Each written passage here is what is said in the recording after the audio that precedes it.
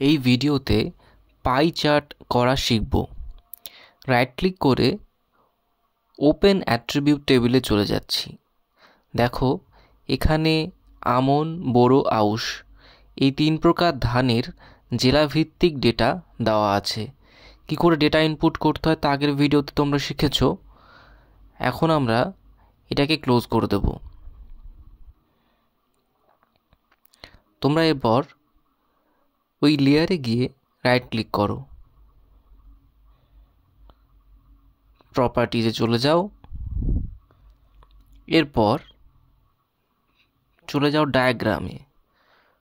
No diagram থেকে pie chart select করো, চলে যাও অ্যাট্রিবিউটে, সেখানে আমন সেটাকে সিলেক্ট করে প্লাস, বোরো সিলেক্ট করে প্লাস, আউশ একই রকমভাবে নিয়ে এসো। দেখো 3টে চলে এসেছে। এবার আমরা সাইজে চলে যাব। অ্যাট্রিবিউটে যেটা সব থেকে বড় সেটাকে নিয়ে নাও, যেমন আমন।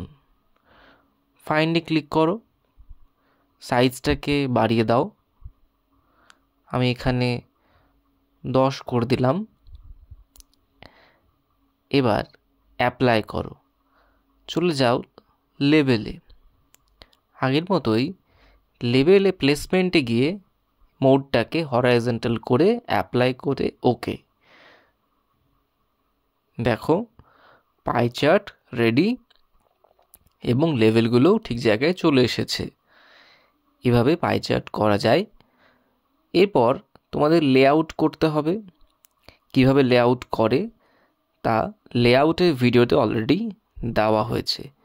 তোমরা সেখানে গিয়ে ভিডিওটা দেখে নাও এবং কমপ্লিট করো।